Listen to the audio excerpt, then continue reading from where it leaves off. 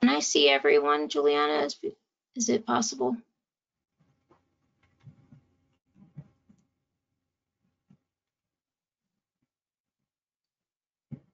Should be under dashboard if you have dashboard available. Okay. I'm saying all, but it's not showing me, just me and Diana. Hello, everyone. My name is Teresa Moore. I am the director of the SABE Govoter project. I'd like to welcome you to the distance training series. Today is Tuesday, March the 30th, 2021. And we are going to be bringing you our latest version of the training.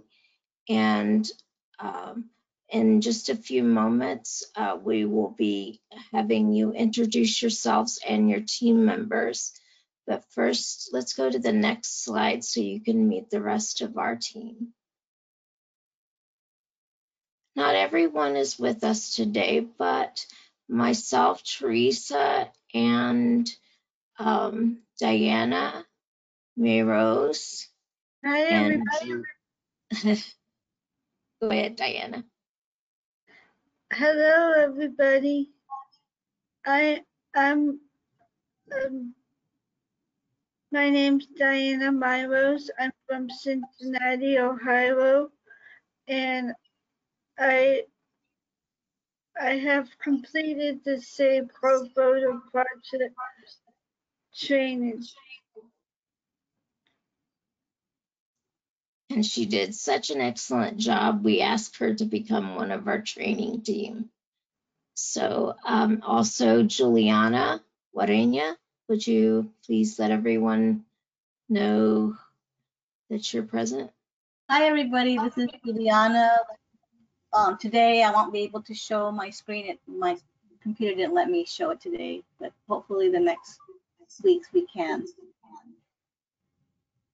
And she is the center picture on the second row. And then Bill. Good morning, everyone. Thank you so much for joining us today. I know our Vote team really appreciates you guys taking your guys' time out and attending our webinar. And then the other two team members that we have that will hopefully be joining us is Essie Peterson from Ohio, and I'm going to do it again. Anthony Black. I think I did it right that time. Anthony always reminds me of an old friend, and I usually get his name wrong. Anthony Black is a intern that we have from Alabama, and he is helping us with some of our research, and you'll be meeting him hopefully next time as he informs us about some of the things that he's learning about the effects of guardianship on voting. So that'll be the next meeting that we have that we'll be talking about that in more detail. So that is our team. Next slide, please. Okay, so you need to know. So we will be recording this webinar today, so you guys will be able to listen to it or view it later. We will be taking breaks when needed, so if you guys need to take a break or if you're in a group, please let us know, and so we can take a little break. If you have any questions, please say your name and then ask your question. Next slide. And also, we will be asking poll questions during this webinar. We will be asking also a survey question at the end of this webinar. Again, we'll have a parking lot ready for you guys. So if you guys have any questions not related to this topic, we can discuss it there. Thank you, Bill. Next slide, please. Who's in the room today? Can you tell us your name and what group you are representing?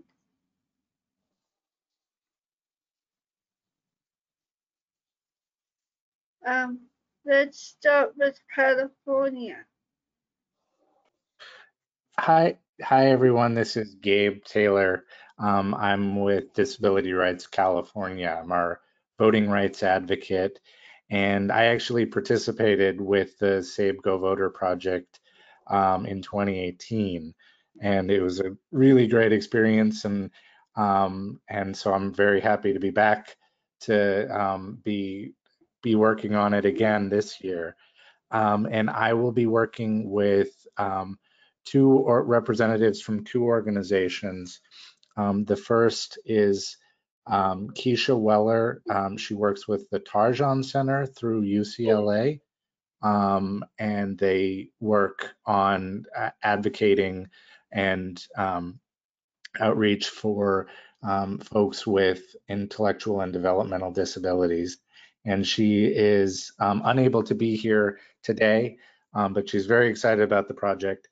And then the other collaborator is Rihanna Harden from the State Council on Developmental Disabilities. And I think Rihanna should be on if she wants to introduce herself.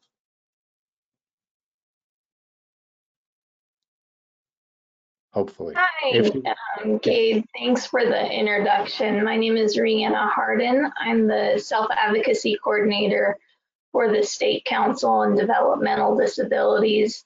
And I'm just really excited to learn more, increase my knowledge about voting and get involved with this project. So thanks. You're welcome. Thank you. Okay, on to our next state, which is Missouri. Missouri. Who's in the room today?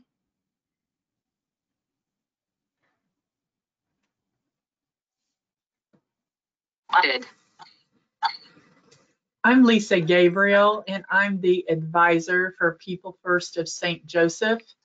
And I have two members that are supposed to be with the project today, Chris Fagan and Gary Klauser. And I work at Merrill, an independent living center in St. Joseph. Thank you. Is there anybody else from Missouri?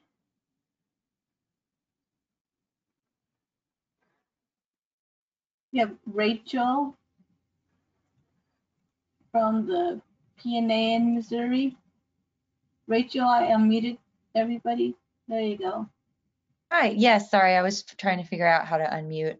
My name is Rachel Price, and I'm here with Lisa and everyone else. I'm with the Missouri Protection and Advocacy Services.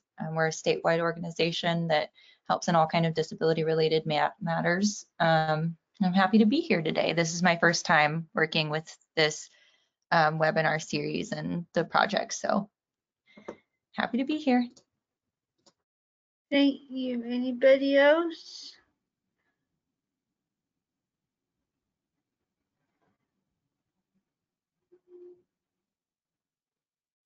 I think that's it today, Diana. Okay, thank you. Welcome, and we hope that you learn new things, and we're here to help each other. Thank you, Diana. Next slide, please.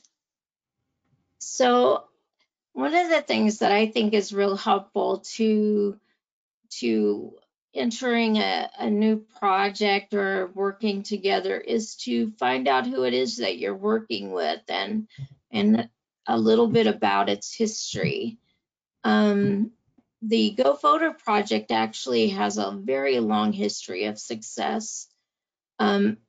Myself and Tia Nellis and Nancy Ward helped to start this project because when we started over 20 years ago working on voting, we wanted to know why people with intellectual, cognitive, and developmental disabilities were not voting.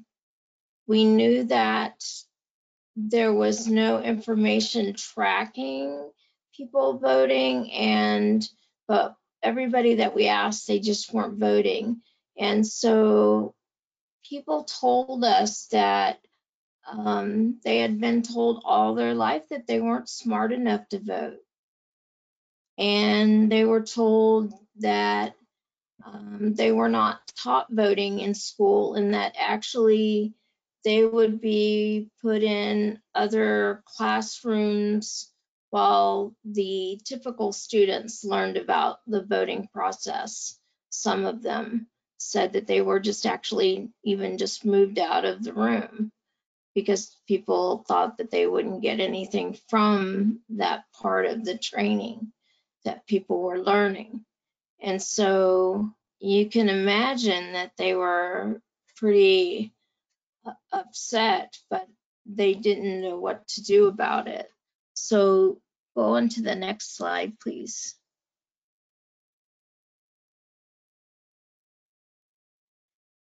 So we wanted to know, what ways do you like to learn new things?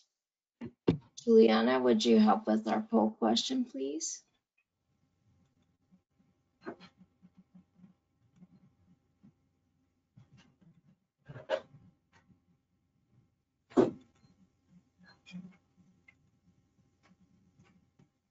All right, so I just shared the poll question and we'll give you a few minutes for everyone to answer.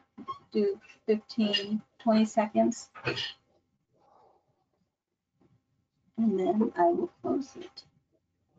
So the best way for you to learn new things, to write it down or have a note taker, study the info with a friend or support, have it read to me or listen to the information, or you have an option to tell us something else that works well for you.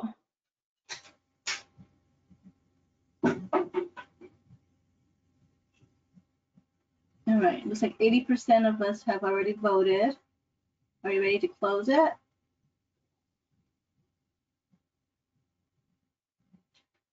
Is everybody that wanted to vote voted? Okay, let's see what the results say.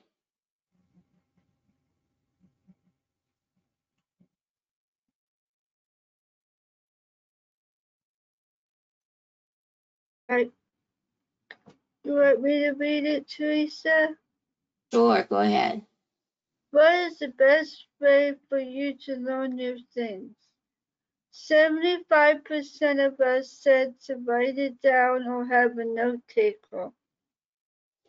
25% said to study info with a friend or support person. Thank you all for answering the poll questions. Let's go on to the next slide.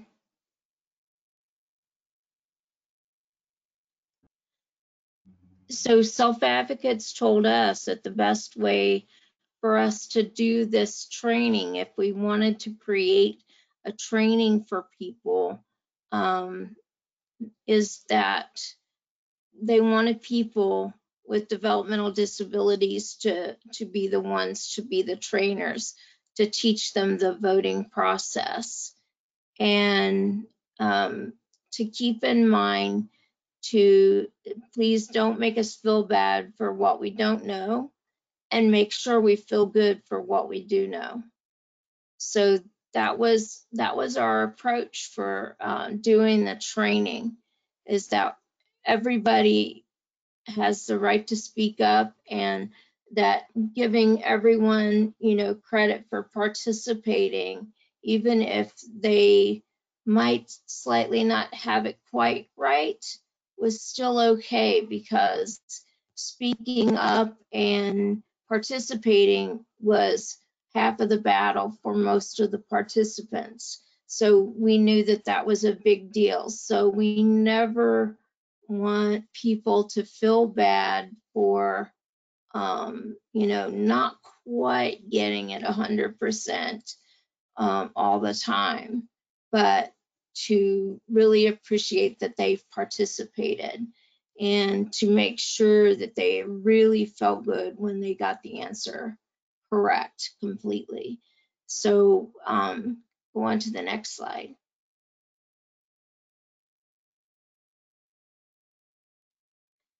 So when we started to write the training and we took our first version on the road, so to speak, back then it was a big deal to take trainings from state to state and travel around.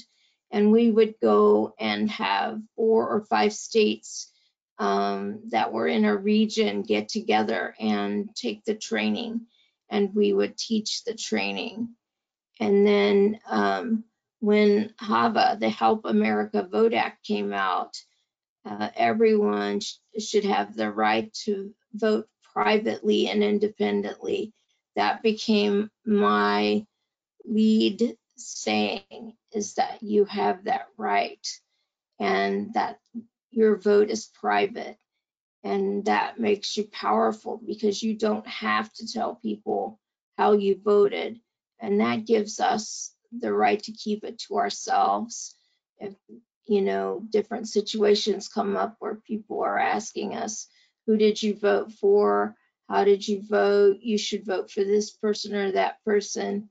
And you have the right to say, well, votes are private. And people felt powerful when they would say that. And so sometimes I would even have people practice. If somebody asks you about your vote, you say, well, my vote's private. Thank you for asking. But yes, I did vote. And I'm very proud that I voted.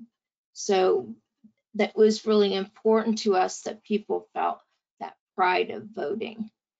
Next slide, please. So there used to be a lot of training done, and they called it the train the trainer model.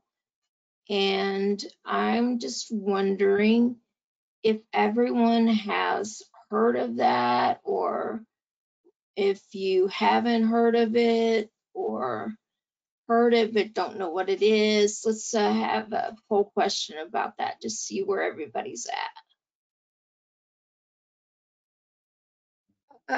The question is, have you used the trainer model?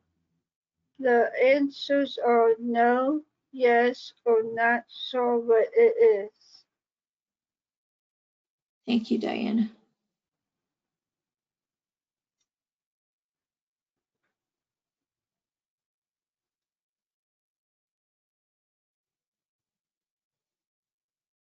All right. How are we doing? 67% have voted, 83% have voted.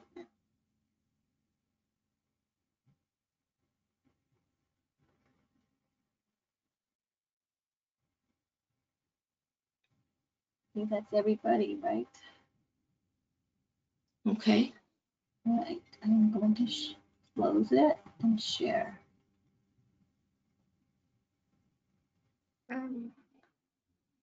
Have you used the trainer model? 60% said no and 40% said yes. Thank you for answering this quick poll question. And so the train the trainer model was, we would go to these regions and train these 4 or 5 states, the team from SABE would, and then that team, those different teams in that state had the goal to make a plan to train others around their state and spread the training across their state. So it was called Train the Trainer model. And it was when there was lots of training being done. It was in the 90s, basically. The 1990s, there was lots of money for travel and training of people with developmental, cognitive, and intellectual disabilities. They wanted to get as much information to people as possible. And so we did that. We trained the main group, and the main group took the training around their state and trained the other teams. And then those teams trained at the local level and so on. So you can see how a small group of people, 3 or 4 people, could really have a huge impact on a state's voting if they really focused on a train the trainer model. And we found it really successful on spreading the word of the Govoter project. Next slide, please.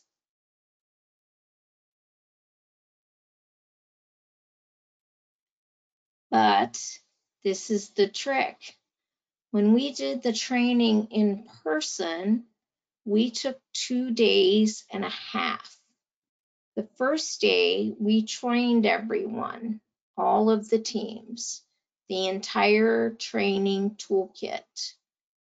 And then the second day, the states trained each other. So they would draw from a little basket which topics they would train back to the group. So we would take time for them to practice and divide up all the work for the topic, and then they would train it back to everyone. And it was a lot of fun and had great energy. And then they would complete a training plan about how they were going to do this and do the train the trainer model in their state. And then before they left, they would report what their training plan was. And then we would have a call later in the year and just ask how the trainings went so that we could try to learn what worked well, what didn't work well, what activities worked well, what was needed to be changed and updated, because every year the voting laws would change around the country and we would need to keep up with them. Next slide, please. But think about how expensive it was for us to have all of this training going on. So many self-advocates were trained, and each year state laws, they did change. The more active we got, the more it seemed like we had more laws to keep up with. And we wanted to keep adding experts to the team who knew about voting.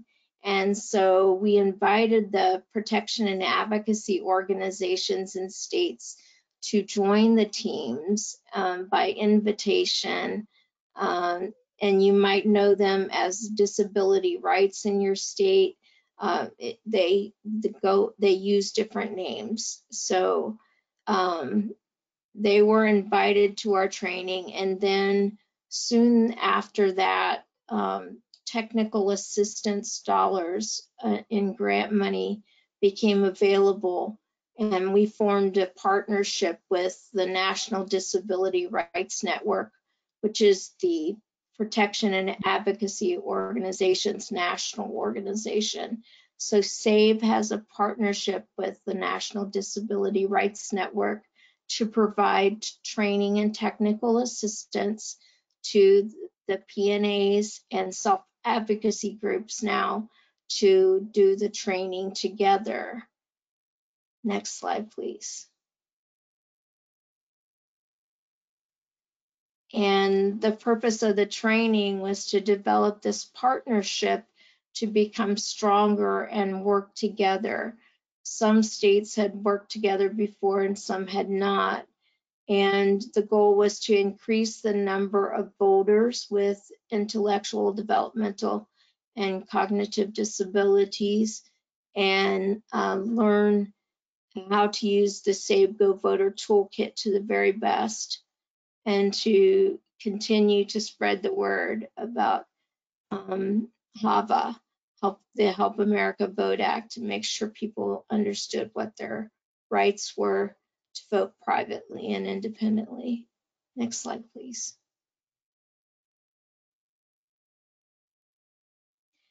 And the new times. Well, things changed. Even before the pandemic, back in 2012, the money changed how it was being spent. And a lot of states started having rules about not being able to travel out of state and use the travel dollars that way. And so our face-to-face meetings with multiple states just dried up. It just stopped happening. And we had to quickly think about how we could deliver training in a new way. And just think of it, in 2012, you weren't seeing all the things that you're seeing now. We started doing our training online with the PNAs and states, and we have multiple states, and now we have multiple states that are participating, and they are attending like you do a college class where you audit it and repeat it when there are new leaders. We actually have requests now for new leaders to get the chance to come back and get refresher courses so that the team members can keep everybody up to date. And so people are starting to repeat. We have over 20 states that have gone, that have had our online distance training with us, just like you're having today. And we started it way before the pandemic, but due to the pandemic, we had to change it even more. We used to do the training with the states, and then they would go into face-to-face training in their states. And then the pandemic came along, and we had to think about how we could do it even more differently. And some of the governors last year, the states were closed.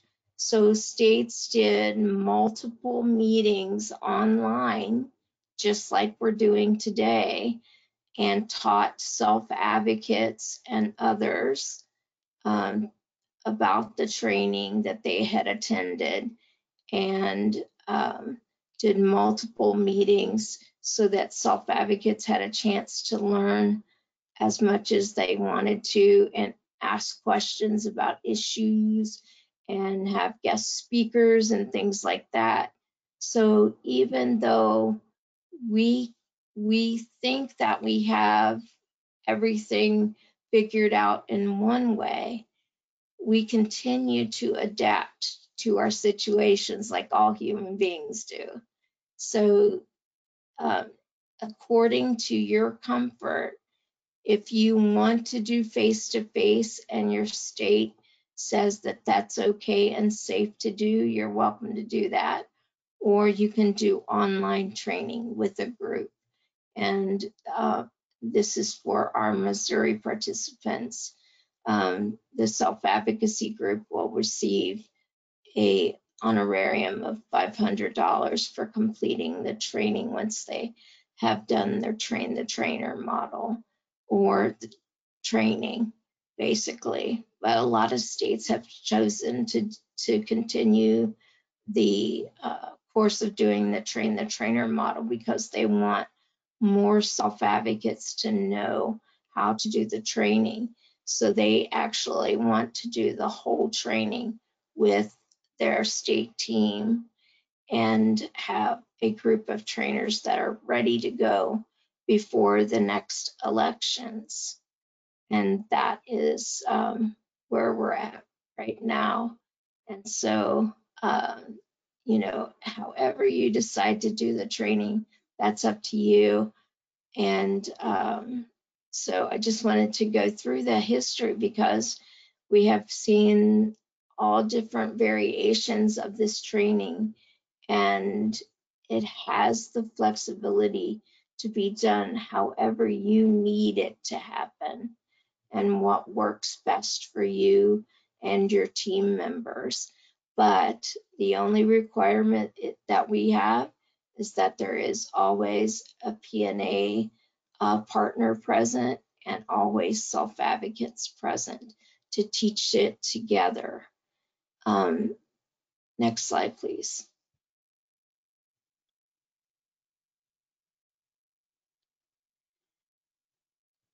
And so one of the things is that it's important for us to know about each other and to know team members and how much you have got to work together. Some self-advocacy groups and PNAs have worked together a lot on voting and other things, or they have done other projects together, or maybe you haven't worked together at all before this. So we just want to kind of go over that and see where everybody in the room with the partners that you're going to have this time, have you worked with them a lot before, or is this a new experience? Diana, do you want to lead that discussion? Yes. Well, thank you, Missouri and California, for joining us today and introducing yourselves earlier. Missouri, how well do you know each other? If you just met today, that's great. Or have you known each other from other projects? This is the first time that I was able to meet Rachel, and I met her. We had a webinar before this one, so our team could just get to know each other, but we've not worked together before. But my self-advocates, I have worked with them on projects. So this is our first time. Well, great. Thank you for letting us know that. Anybody else from Missouri? All right. How about California? Have you So known each other before, or have you worked on other projects before? I have had the opportunity to work with Rihanna. We've done before. We've done a couple of discussions with a couple of the larger voting groups in California. There are several that focus on outreach and information for different organizations. And so the State Council and the ARC of California have been a part of a number of our discussions that Disability Rights California has done on voting and just things to be aware of when you're wanting to get information on upcoming elections. So it's really great to be able to bring Rihanna into this discussion as well and be a part of this project.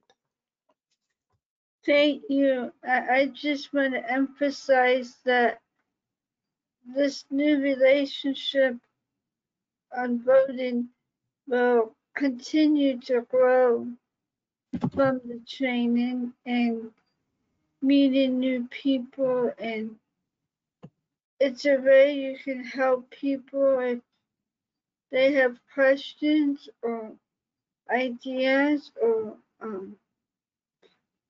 you can network by telling others about the training.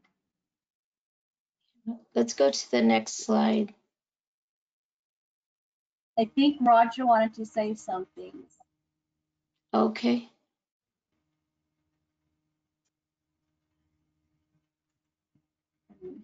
There we go. Roger, now you can unmute yourself. Okay, can you hear me? Yes, yay. All right. So, okay. So, what I was going to say is that some of the actual partners in regard to Missouri Protection and Advocacy, we may uh, be new to. However, People First of Missouri has had a long standing working relationship with Missouri Protection and Advocacy. We actually partnered probably, well, it's been more than probably 10 years ago or more. We actually partnered on guardianship restoration of rights efforts, and so that was a pretty cool, pretty successful option that we were able to work on. And we actually have self-advocates that are on the steering committee that are representative on the Missouri Protection and Advocacy Board. So. That sounds great, Roger.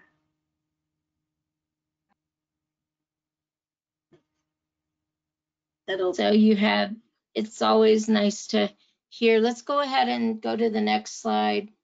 Maybe a few more questions that will help each other. So does everybody know everybody's mission and goals? I'm just curious. Does the PNA in Missouri know what the goals of the self-advocacy groups are?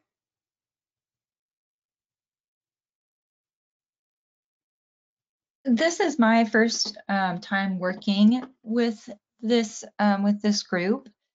I looked into them a little bit, so I have a general idea. But I am excited to know a lot more about their organization and get to know kind of what they do, and also work with them on these webinars and hopefully in the future, other projects like this. Yeah. Roger or anyone else want to share a little bit more about the self-advocates mission and goals, and maybe any other things that you're working on that might be of interest to share? Well, I think that Missouri's self-advocacy goals are summed up pretty much in the fact that we exist to ensure that individuals with developmental disabilities are able to live the life that they choose to live, be included fully within the community, and therefore that is our primary mission. Whether we have other projects and that we work on, we are involved in quite a few boards across the state trying to accomplish those to that end. So, and anybody else is welcome to chime in here. So. Thank you, Roger. I'm sorry, I misunderstood your question. I thought you were talking about Meryl, who Lisa is working with. I didn't know you meant our own goals, so that is my bad. This is Lisa, and I just wanted to say something that we are working on right now. The State for Independent Living is going to give a youth scholarship out to a youth from high school if they're wanting to go to college. And so our group has actually formed a collaboration with Merrill to be able to get some funds for that scholarship. So we kind of put our goals in a line with People First of Missouri. We are a chapter of People First Missouri, and we just try to make our goals in line with them. So I just wanted to let you know that. That's really cool. See, I think sometimes we know each other very well, and I think it helps in the relationship around voting and other things to know what's important to the other group. How about, I don't think you have, do you have representatives, Gabe, from the self-advocacy group? Yes, Rihanna has. Could you tell us a little bit about the self-advocacy group in California, what they're working on?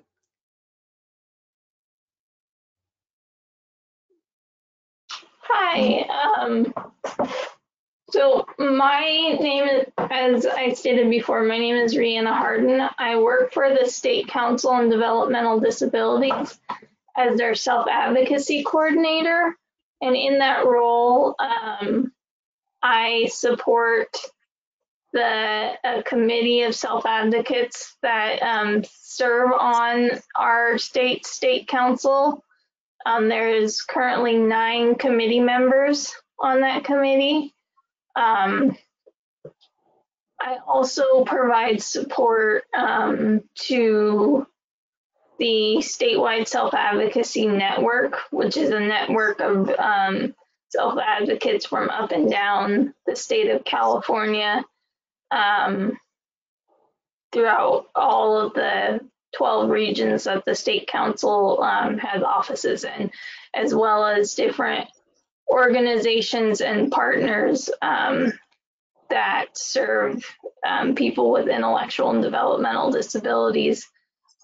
So right now it's more SAN. Well, SAN is more of a it's a train the trainer model network, and so they've just been focused a lot on gathering information to take back to their communities. There's been some interest from members about voting in the past, but more of I've approached it more of from a information standpoint, and I'm really looking forward to strengthening that and moving into education and empowerment. Sorry, I don't think that answered your question. Well, we'll get there, because I think one of the things is that you alluded to it, but we'll get stronger as we do more and more work together, is voting affects everything and everything affects voting, because of all of the different issues and services that people get and how money is connected and all those things. Eventually, people need to find out how voting is connected to their lives and to their services and to them having the things that they want in healthcare and, you know, all kinds of different things, and how money gets spent in their state and all of that. So it eventually all gets connected back to each other and goes full circle. So that's the way we connect voting. And the thing about self-advocates and PNAs presenting together, the PNA makes sure that we understand and get the laws correct, and that we know what to expect when we go to vote or get ready to vote or prepare for voting on different issues, and understand what the issue means. And the self-advocates help them figure out how voting on that issue connects to their lives, and helps tell personal stories that help self-advocates realize why they're so important to the voting process.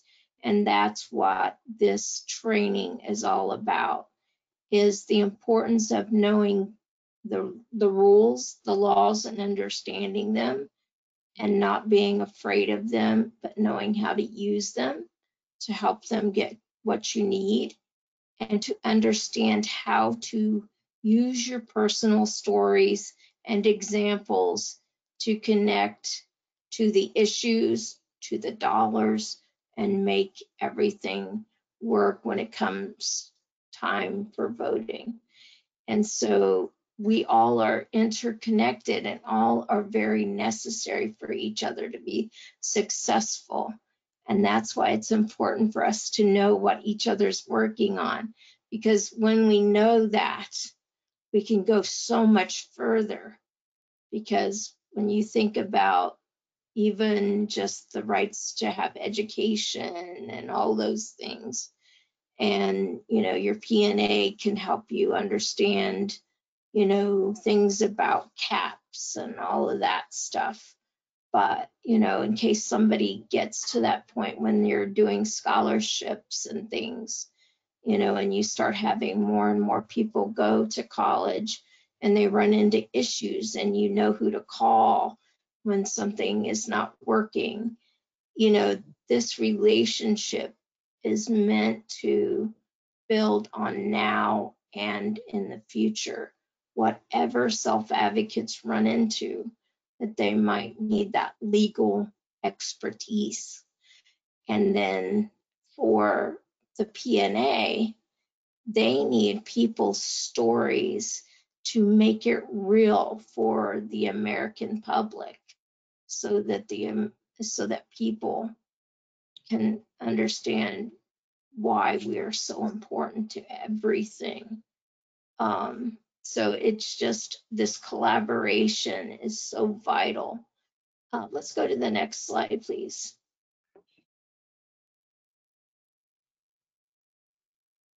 So then the self-advocates need to know what the protection and advocacy groups are working on.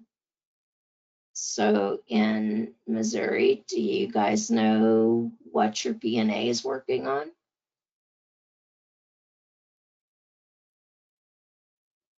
I do not. Would you like to share just a few of your goals from the P&A about what you work on besides this project?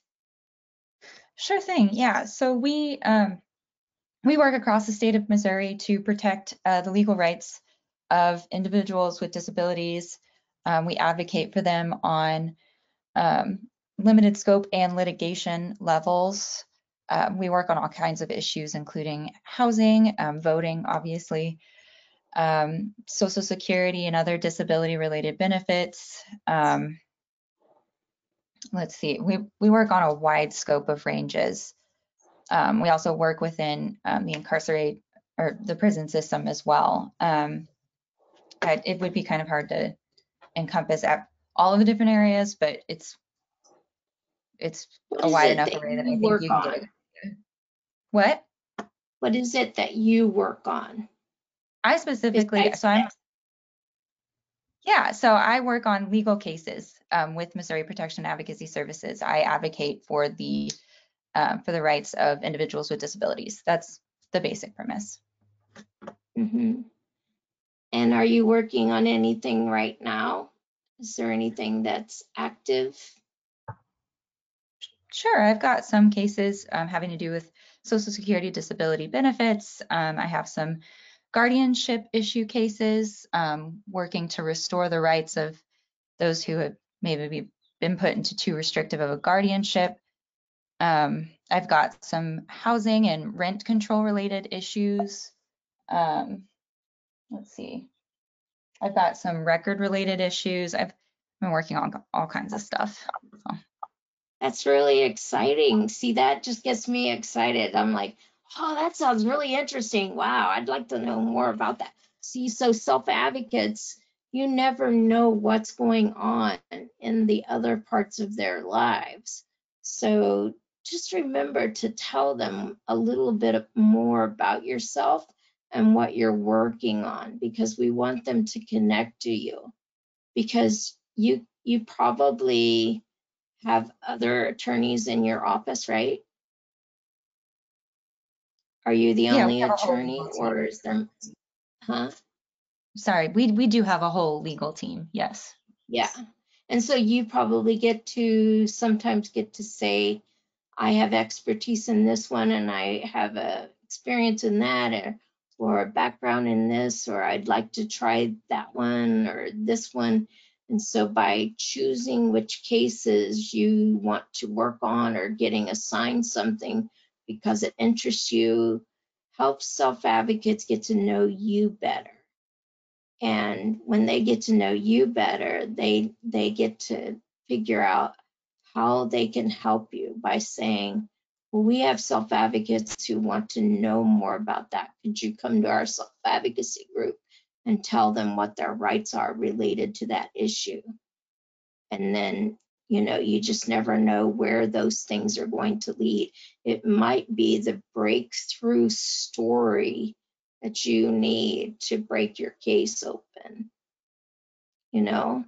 So it's just one of those exciting relationships that you don't know what you're going to benefit from until you open it up and explore it.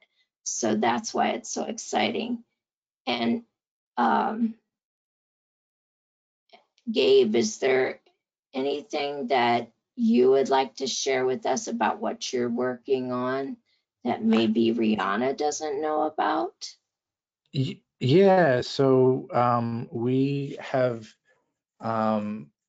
we did a lot of work, obviously prepping for the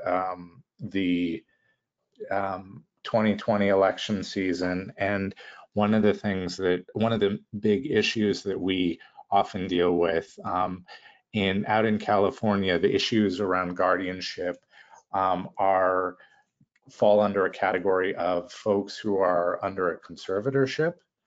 And so one of the things that we work with a lot are individuals or family members who are interested in having their family member or maybe their son or daughter who is under a conservatorship have their voting rights reevaluated and possibly look into having them reinstated if they have been taken away.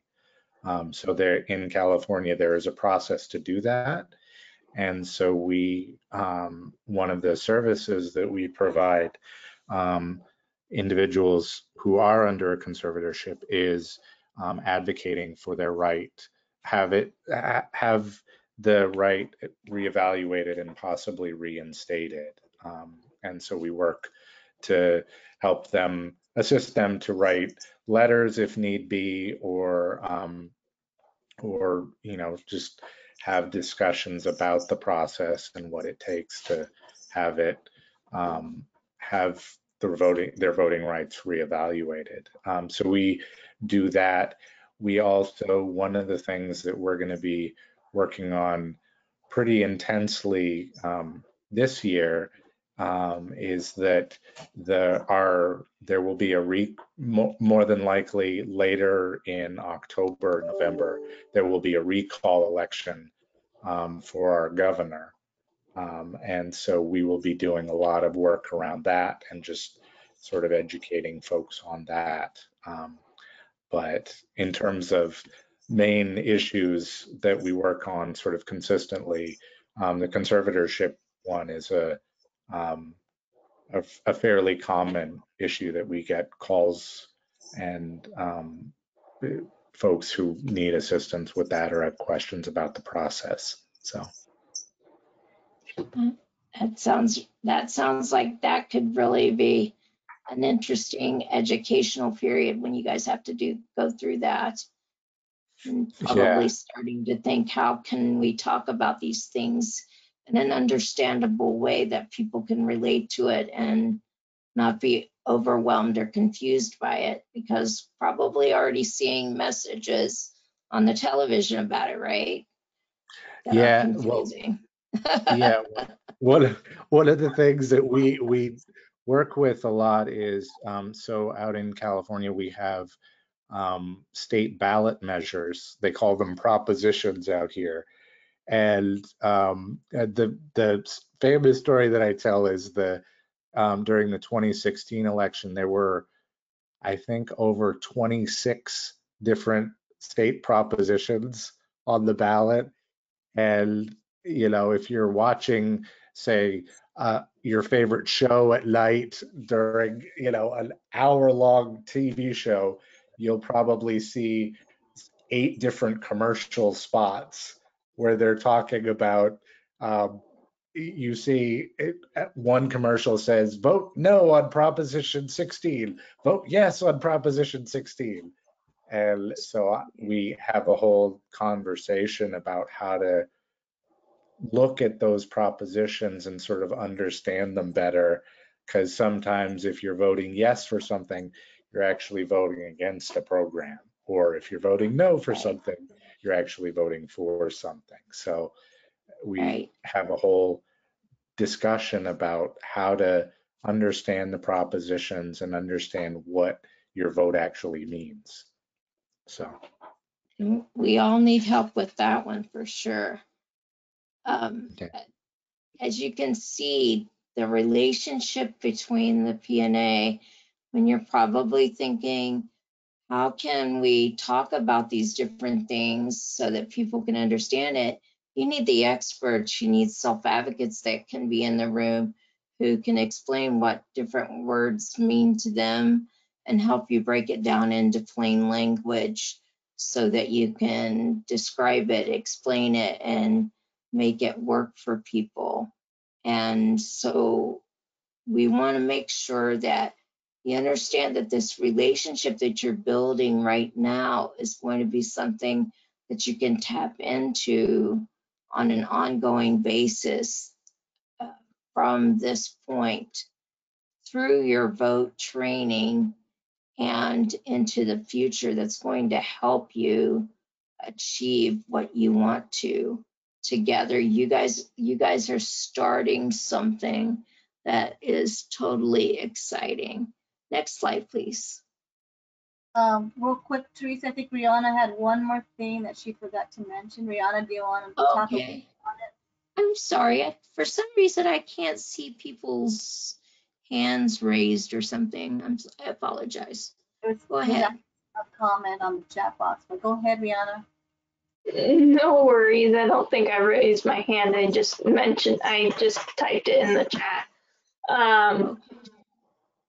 One project that I did work on back in 2016, the secretary representative from the Secretary of State's office in California did. I coordinated for them to attend the Self-Advocates Advisory Committee meeting, which is a committee within our state council, and to review accessible voting equipment.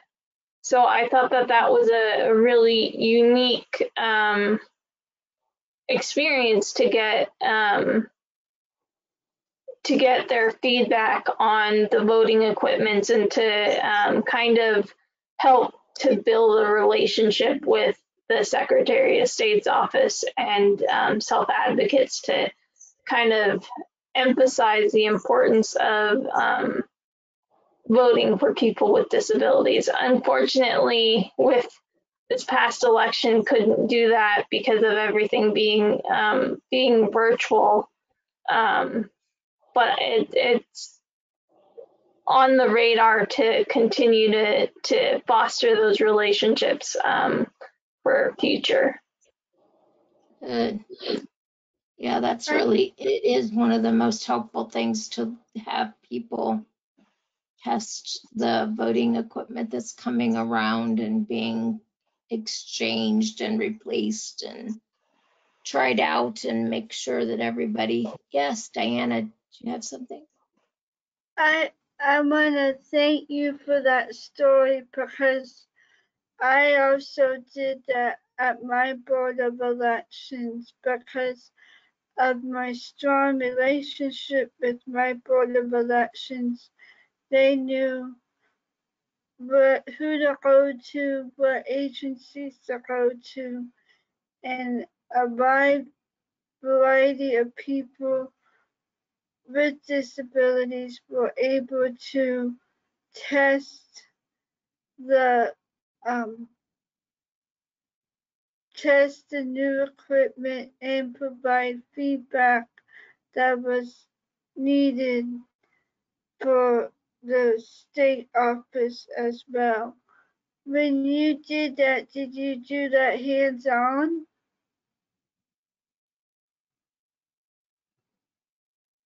In 16, did she do that? Yes, it was hands-on. It was in person at a meeting. That's great. I hope once COVID-19 restrictions go away that you could continue to do that somehow. Thank you. It is one of the things that we encourage you to think about when if you do get to do your training in person, is to add an extra hour just for your participants to get to practice on the equipment, even though they may have done it in the past.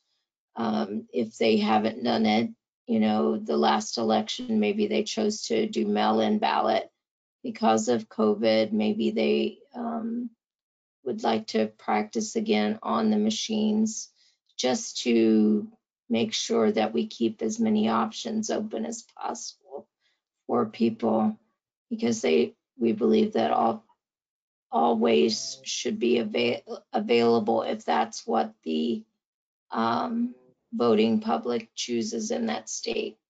And we realize that many states are trying to take away that right, and we are making known that the Govoter Project really wants people to have as many ways as possible to vote, because that people like to go out and vote whenever possible, to be seen, to be known that we are voters and that we do care about the issues. Let's go on to the next slide, please. Before we go, I just wanted to make a comment. I know that there have a money to provide states to either purchase or lease accessible voting machines. Did your state take advantage of that? And if so, were self-advocates in the P&A involved in testing the machines, or did your state just pick what they thought was best for voters, or what for voters to use the accessible voting machine?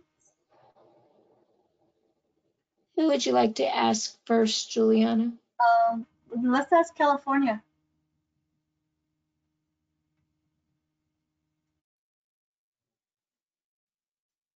So they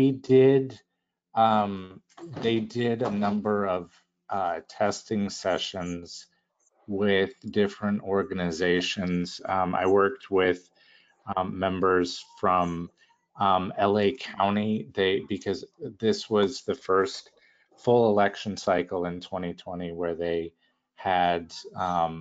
were using a new voting system.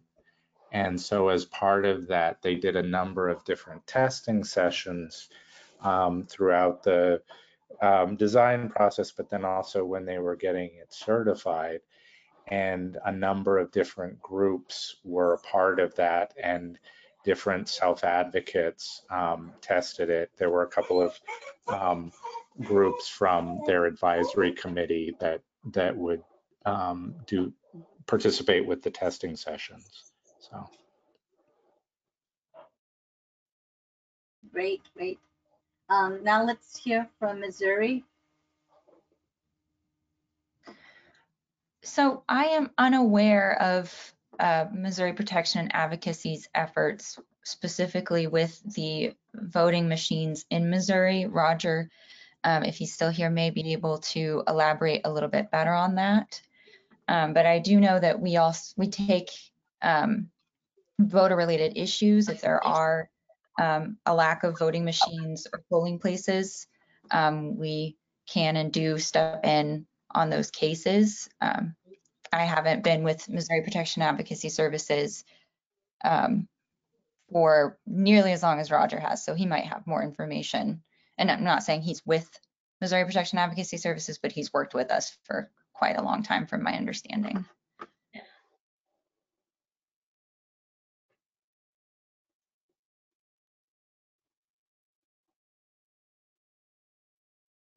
Roger, is he still with us, Juliana? Oh, we lost him.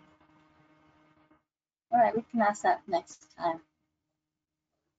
Yeah, I'll look further into that and get a more concrete answer for you all to see if maybe upper management has been involved or not with that.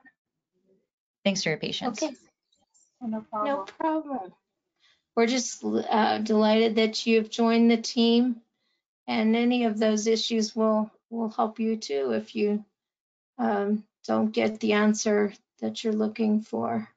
We can also investigate too. Let's go to the next slide, please. Okay, is that me? Yes. I thought so. Okay, about webinar number 1, March 30th, 2021. We met your fellow training state teams. We also reviewed project goals and activities, and we discussed roles and responsibility of all groups. And we're going to introduce the toolkit to you. Next slide.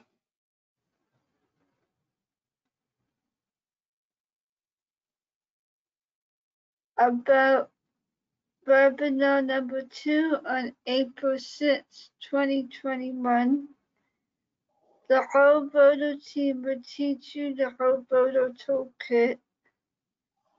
You will learn how to design the training for your participants, and also we will learn how to personalize the training for your state, because every state is different. But voting is a way to understand what you want in your state. Next slide. About webinar number 3 on April 13, 2021. We will continue to learn how to use and teach the Govoter Toolkit. We will review group assignments, and we will help you how to organize and teach the training. And we will also discuss the importance of completing evaluations. We have some technical assistance that's provided by the SABE Govoter project staff, and we will tell you the different types. Next slide, please. So Juliana, why don't you just give us a quick tour and show us around the Govoter website pages located under sabeusa.org. All right. Let me end the show to the website.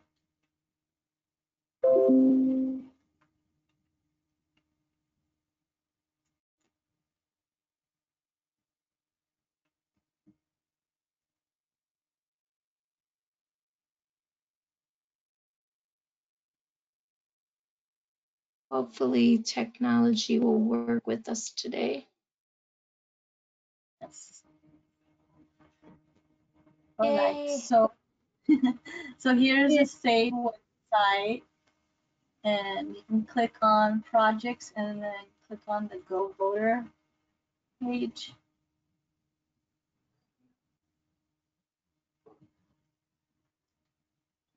And then once you do that, you'll be on the Govoter homepage, and on your right here has all the different tabs. and you'll want to go to the Voter Education Toolkit.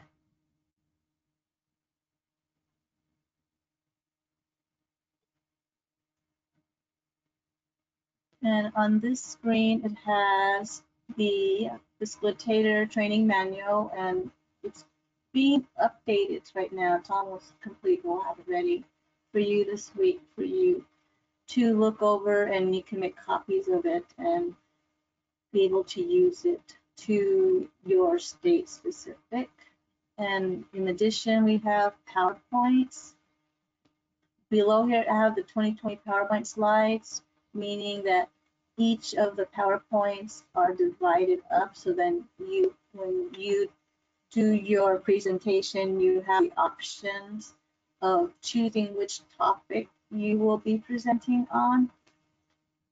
And that's what we have here. We have a couple more PowerPoint presentations that we'll be adding. And the one that is very important to all of us is about guardianship. And we want to make sure that you address that issue in your state to make people aware about guardianship and the rights for people to vote. In addition, we have the how do you vote handouts, and in here it has different activities that you can use for your training. We also have voting videos that you can share during your presentations. Bill, do you want to talk a little about how it's easier if you're doing a virtual meeting, how to make sure the video is not lagging when you're streaming it? You want to give a quick pointer on that? Yeah, so it's a lot easier just to have the downloaded versions of it because we've noticed, especially we just did one like a week ago where we were trying to stream it and the actual video was not synced up to the lips, or it was lagging behind of what was actually being said and stuff. So, but yeah. So why don't, next week, why don't you plan on showing them exactly what you mean so that they can do it? We'll have you show them how to put a video into their presentation. Okay, Bill? Yeah, we can do that. I think that would be very helpful.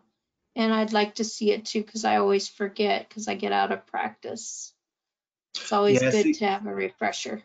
Yeah, the only thing I guess will be the requirement is just to make sure that you have, I guess, the up-to-date PowerPoint, because some of those features aren't available if you have older PowerPoint programs. What version do they need? I guess whatever the late, I think it's what, 2010 is the latest one, I believe. Okay. I'll have to look and see which one is the latest one. Could everyone let us know if they have 2010 or not before next week? I'll let Juliana or myself know so that we can prepare information for you. And if it's not going to work for everyone, I don't want to do it that way, because that would not be a good use of our time. So if you have something that is not 2010 PowerPoint, then we will figure out another way for you to put the PowerPoints on a flash drive or something and do it that way, because that's the way we did it before, correct, Bill? Yeah. We would put them on a flash drive and then play them when it was time to, so that it would be would play correctly. Yeah, because it was too big of a file to actually send it via email. So. Yeah. So we want to show you that, but only if everybody has 2010, and that will work for you. Okay. So, did you want me keep to going. open one of these so that people can see Yeah, it? let's go. Well, will it be lagging? Or are you No. talking about a PowerPoint? A PowerPoint or the training manual? Which one should we share? Let's go ahead and open up one or two, or both of the, we can do both of those because we should have time. That way we won't have to do it the next time.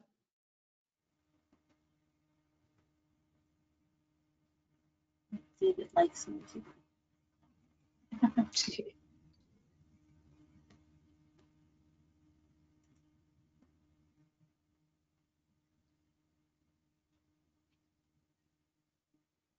It's not liking me today.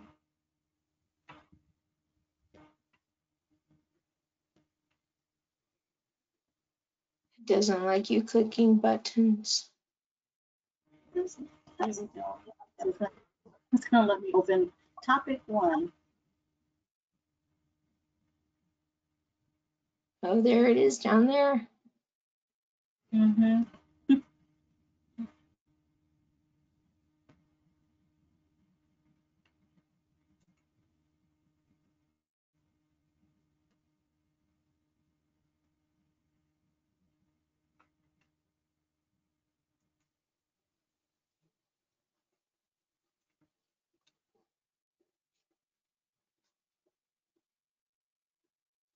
All right, so when you're doing your presentations and, for example, you use topic number 1, you would have this presentation,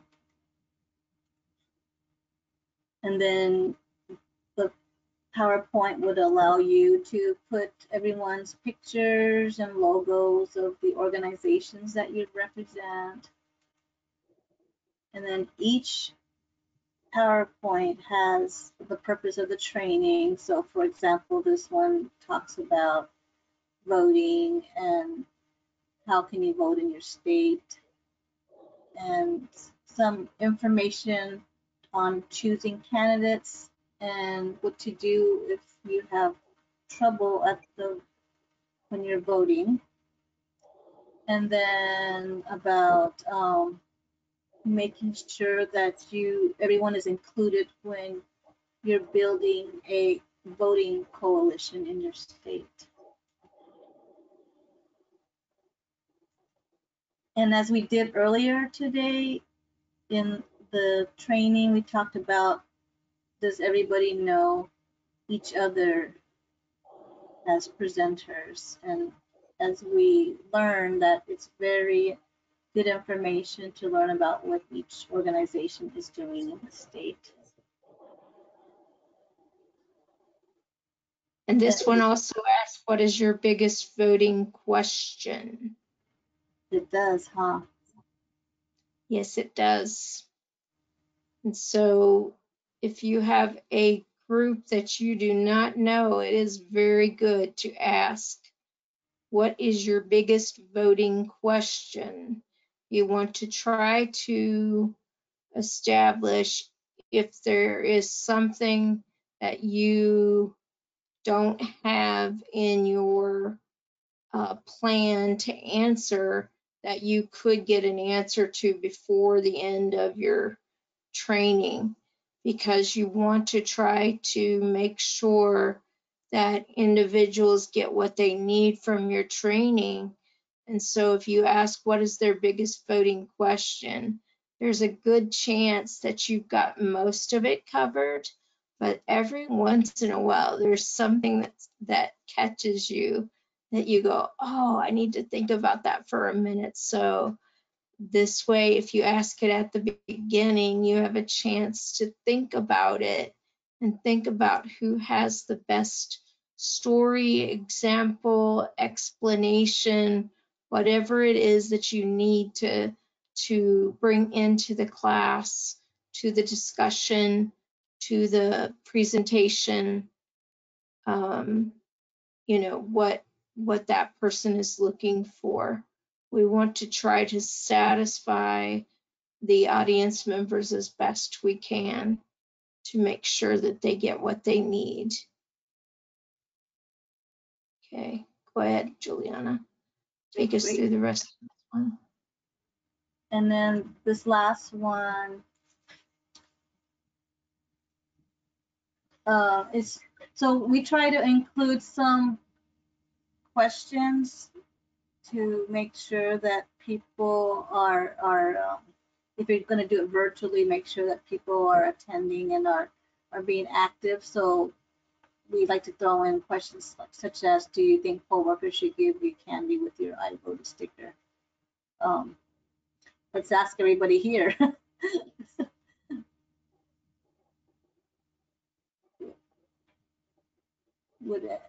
Would you want some type of candy with your I voted sticker when you go vote?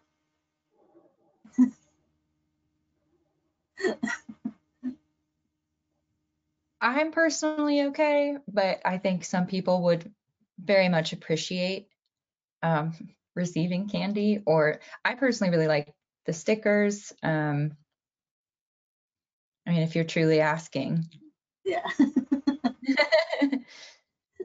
See, I love to get my voted stickers, and I don't really care about the candy. So I would say no, I don't need candy. I want my sticker. Yeah. So go ahead. I was just gonna say I also am the same way. I love having that sticker. I mean, it's almost as much fun to actually go vote as it is to see all of my friends and people that I know will post different pictures and how creative they get with their I voted sticker and how they set it up, you know, and they'll post them on their social media. But it's that pride of having that sticker in their hand. So. I think we should have 2 stickers, one to put on our shirt that day and one to put in our calendar. If you still use the paper calendars, planners like I do. Diana, that's funny because like this last November when I voted, I did wear my sticker and Gabe, and I shared it on social media. But then when the day was done, I put my sticker on to my calendar for that date that I voted on. Cool. That's cool. Fun. So those are what you would see in this toolkit, is just making sure that you're asking the right questions and making sure you're engaging your audience, especially that we're doing a lot of these virtual presentations. Why don't we go on to oh, go ahead, I'm Diana. sorry. No In worries. my state, like our voter sticker, they put it in the absentee ballots. You are right. And they Yes. marry sticker with our ballots. You are also correct, Diana.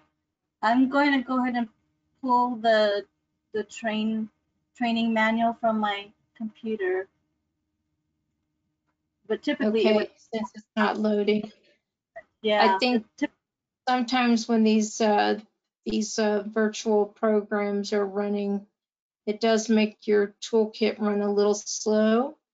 The Facilitator Toolkit, the education guide toolkit, is for the trainer. It is not necessarily for the audience. Some people give it to the audience because the audience can read the background information about why they're being told these things or examples from the trainers, but that is for you. The slides, however, we often do give the slides to the audience so that they can take them home and they can write on them during the training and draw on them, doodle on them, make notes on them, whatever they want. But the toolkit isn't necessarily meant for you to copy and give to everyone. Just so you know, you don't have to copy this book and share it with everyone. Now you could, if you wanted to, share different pieces from it. There are activities and pages from activities in here if you were doing role plays and things that we have put in here. But you're not necessarily required to give this to every audience member. This is meant for your training team. But if you are doing a train the trainer, you would want to either set it up so a person could be have it on a flash drive and look at it, or pull it up off of the internet, or however you want to give it to a trainer. But it is not necessarily meant for your general audience participants. This is for you as a trainer to help you. It has, go ahead, Juliana, and let's show everyone the first bits of this so they can kind of get the idea of how it's set up. Yeah. Let's put a little information about the toolkit and how many editions we've had. So last year it's the 10th edition, and this year will be the 11th edition. Yay! We have a letter for self-advocates to just encourage them about what they'll be doing and helping people with the voting process in their state. And as we mentioned earlier, the goal is to increase the number of people with disabilities to cast their vote. In this section, it talks about the toolkit, how it's laid out, and what some of these symbols represent, and to make sure that people are ready to help out when it's their turn. So as you see here, we have this representing the presenters who will be facilitating the training. You always want to have somebody, since maybe most of your presentations will be virtual, make sure you have somebody ready to help out, and not having a team player having to manage presenting and helping people either get on or helping them with some of the features in the platform you'll be using for presenting. In the past, if you did a presentation in person, you would have someone hand out some of the materials that you'll be using during your presentation. Another important team player would be the note taker, and making sure that they're taking notes if you have big papers, if you're doing it in person, or even when you're doing virtually, have somebody keep track of what people are saying. That way that if anything is missed, or if there's a question that somebody has on a different topic, then that note taker can bring that up during that important time. What else do we have here? If you're doing a presentation in person, there's a couple of activities that may, or actually you might want to take pictures of people presenting and participating in the training.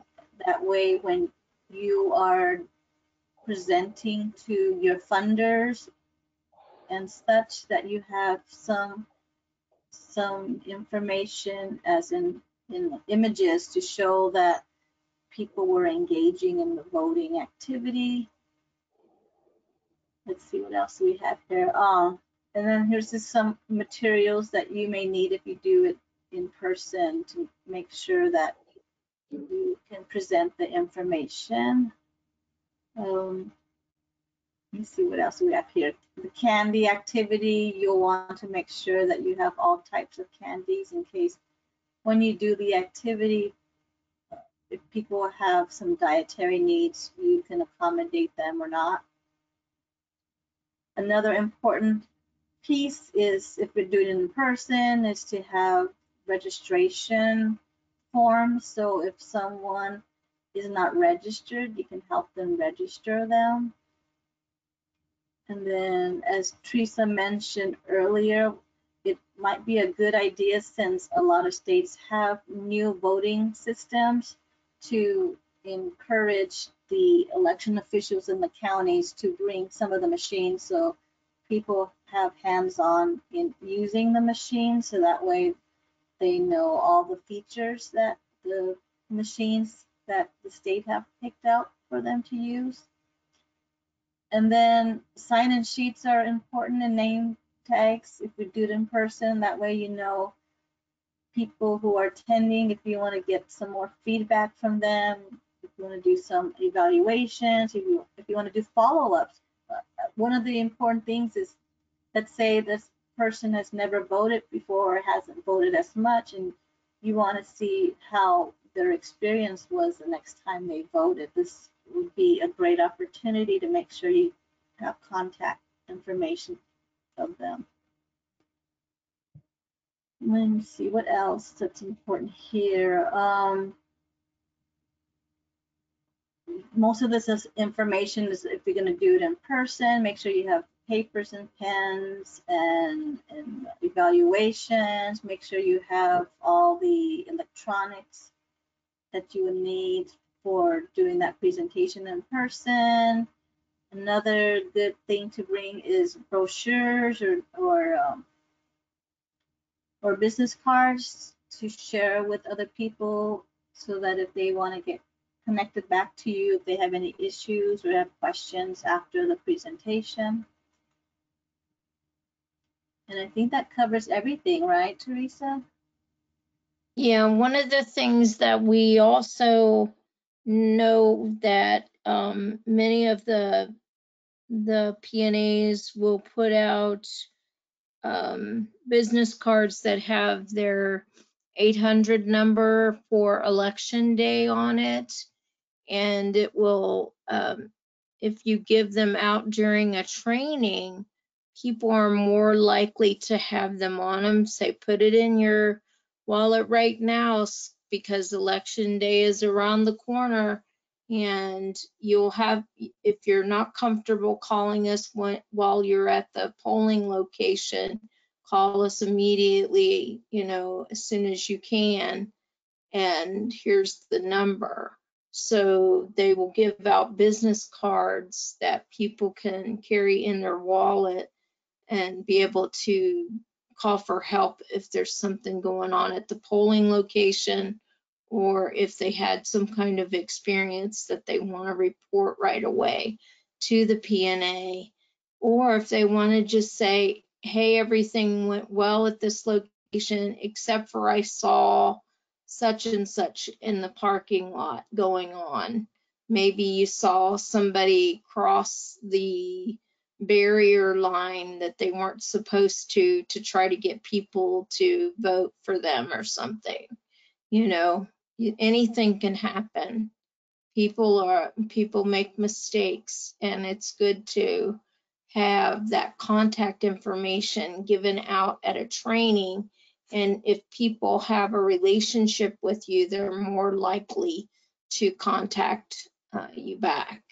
So, that way we know, because that's happened before, where people have used that contact, that relationship, to report those kinds of incidences where somebody, approached them and they weren't supposed to. Yes, Diana, did you have something? I do, and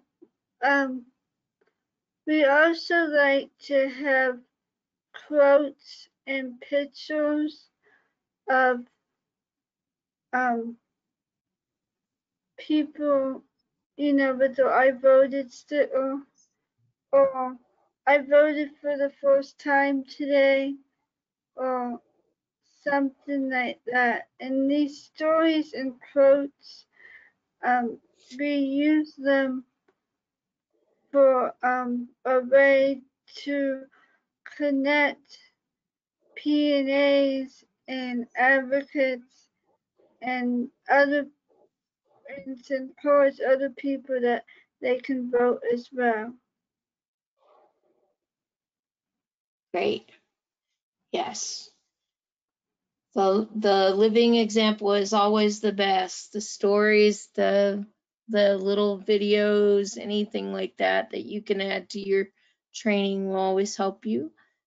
This describes how the toolkit is set up for the facilitator. You have the why, what this topic is about. You will have the pictures or icons on the side of the page that will be used with the time and different activities. And then you have these blue boxes. The blue boxes actually were a creative idea when a person sometimes has problems remembering everything that they want to say. So they are meant to either type over, many of them in the toolkit, you can totally put your own example in, or we share an example that you can use. And this is what's in the blue box to help you with your discussion or help you to remember something important, like, remember to tell people where the bathrooms are or something like that at the beginning of the training, or something to that effect. But as we go through the toolkit and the slides next time in more detail, you'll see how we use both tools, the slides and the facilitator guide, to help us do the training. And once you do it a few times, most people end up using just the slides. They get so comfortable with it that they kind of get the hang of it and have their own examples and use the slides only. But when you're first learning, it's great to have these extra things that the original people, Tia, myself, and Nancy, and Juliana and Bill and everybody. I think even Diana's made it in there now because she's been part of the training team a couple of years. She's got one of her activities that she modified made it in, and I think we've even put some stuff in there that Gabe had recommended. So every couple of years it changes because people recommend to us things that they think will help people understand it better. We never stop learning. We never stop improving the toolkit, and so that's why it's so cool. It's a living document that is always able and willing to have new stuff put into it and change it and update it. Let's go to the next page. This page is when you have a full training team and you're doing a live presentation, or you're doing a very detailed long day presentation where you're going to try to use as many of your team members and volunteers as possible. It has the many roles that people can play. Juliana told you some of them, but this is all the way through to thinking about how people are going to be welcomed into the training room, how people are going to be helped when activities are going to be going on, and who are the floating volunteers that you have to help people when they are doing activities and things like that. All of these pages are meant to help you think of those things to make sure you have enough people to have a full long day training if you want to. Now, when you are doing the training for us, you are only required to do 3 topics. The self-advocacy group is only required to do 3 topics during their training to receive their honorarium. But what we have found is that depending on the group, they modify it however their creativity takes them. We have people that have turned some of the training into panel presentations. We have had Diana's group turned it into a completely new role play, and we added that last year to the role play options. We have added new videos this year because people requested some updated videos. So you have all kinds of options and different tools to use. And we also, just a friendly reminder, if you want to have a fully accredited team that does every topic all day is about what that takes. If you're doing anywhere from 12 to 20 people, it takes all day to do all 10 topics, is what I believe it's up to now. It will take that. So you want to give them a certificate of, of being a fully certified trainer by SABE. That means that when you've done all 10 topics, you've done the training and you're ready to go. And you're ready to just about handle anything that comes along in the discussion. Then we certify you as a SABE trainer.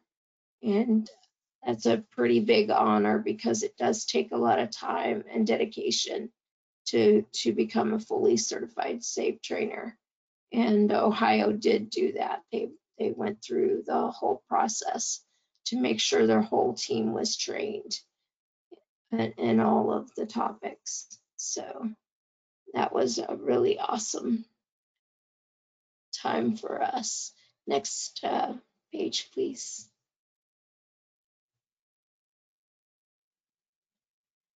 And this tells you all of the big papers. If you like to do discussion, I love discussion. I like to talk about things. I like to break things down into many questions and help people through the process of breaking things down and making everything as understandable as possible. And so this is what we call the big papers. And this helps you lead discussion topics. When you're doing these, you can have somebody at a location who actually does do this. You could do this kind of like a live streaming with a camera and have somebody do the big papers discussion style. But this helps you to prepare them ahead of time for each topic if you want. And I found that it saved a lot of time to do this ahead of time instead of trying to write them in front of your audience. And while you're trying to write and read and talk and, to have them ready was a great time saver. And so that's what we did, and we prepared this for you. So you have a couple of pages of those for the topics. Go to the next page. I think is one more page of those.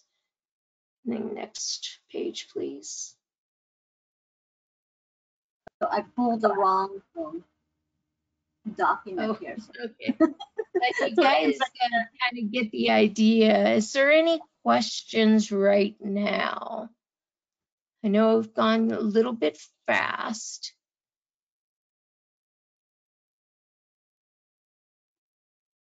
Let's switch back to the PowerPoint real quick. But this kind of gives you an idea.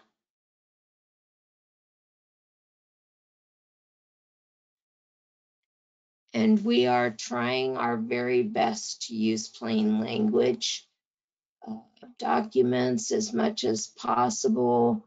It is tricky sometimes to get all voting things in accessible language, but then we try to use examples and explain what words mean if we cannot break it down typically. So we do try to use plain language. Go on to the homework, Juliana. So you want to go back to the website and pull out some of the activities, or do you want to go ahead and move on to the No. next? Let's move on. All right. So today we have met each other. We have learned how each state team works together. We have figured out where you find the toolkit at SABE, sabeusa.org, Govoter, and you look and find the toolkit. We've looked at the beginning of the toolkit and how to use it. And we're starting to learn what this true partnership means.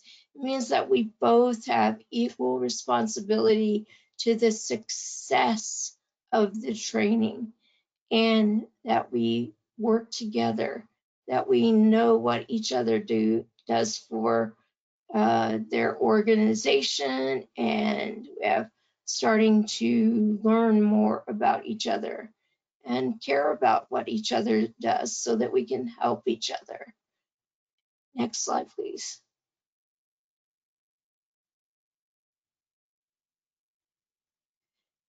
And we're going to start working on getting to know what your state rules are. Like, how many days before you vote do you have before you need to be registered? How do you vote in your state? What kinds of voting options do you have? What do you have to show a poll worker to vote? IDs. Must you take to the polling place or the voting place? Your state ID, does military ID work? The Bureau of Indian Affairs ID work? Utility bill? That's what works in our state. What works in your state? Next slide, please.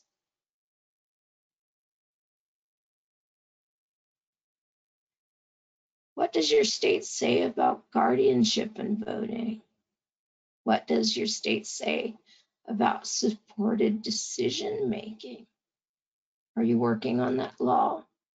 Some states have it. Some states are working on it. Some states not interested in it. It's supposed to help with guardianship and help individuals make decisions. Is your state going to access this very useful tool to help them talk about their guardianship? What does your state say about convicted felons? And is it changing? Next slide.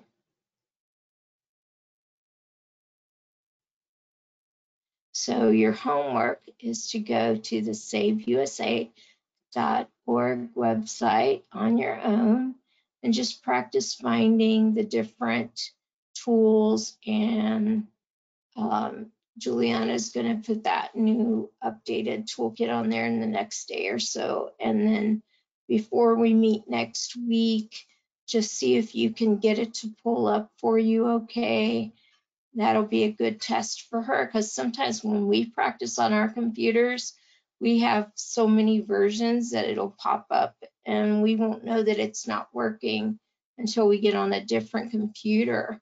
So you can help us make sure that everything's working okay. And then if you need help figuring out how to do a Zoom meeting to do your Govoter meetings and fill out your planning form, just let us know and we can help you figure out how to set that Zoom meeting up to start talking to your team and meeting with your team to do your homework, or starting to think about your plan, about where you might want to present and what groups would really benefit from the training.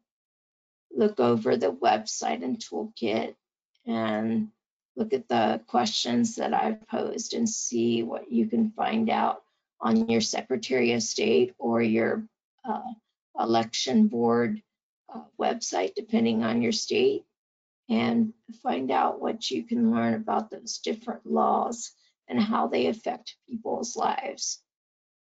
Start brainstorming where you want to present. Who needs this training the most? Who would benefit from learning it? Now that you've trained some people, who needs to know next? Who's being left out? Whose rights are not being acknowledged correctly? Next slide, please. So, anything in the parking lot, Bill?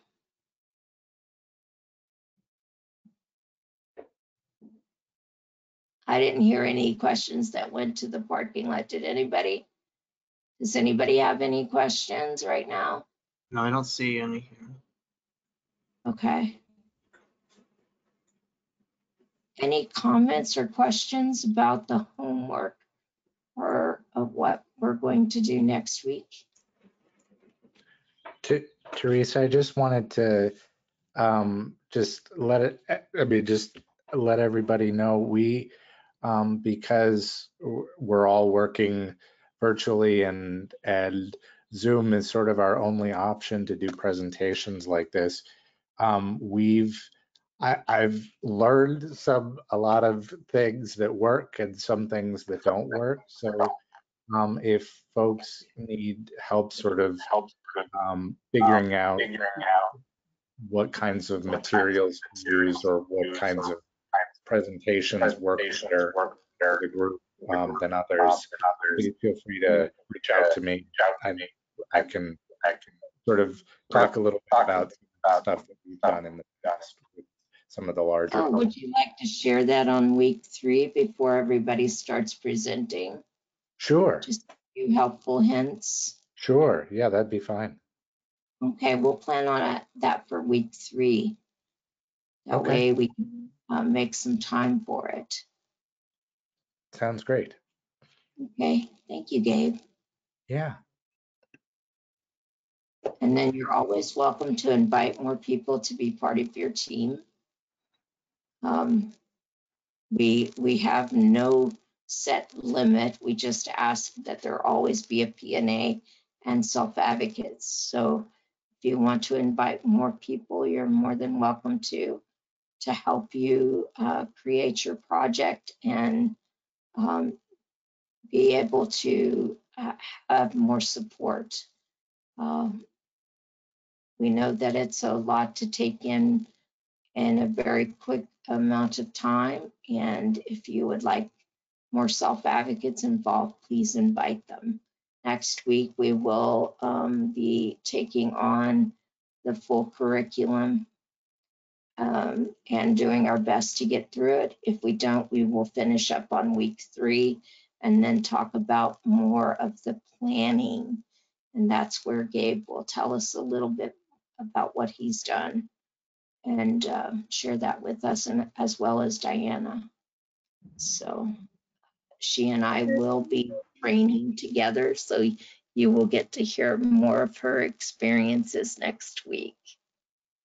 Are there any questions at this time?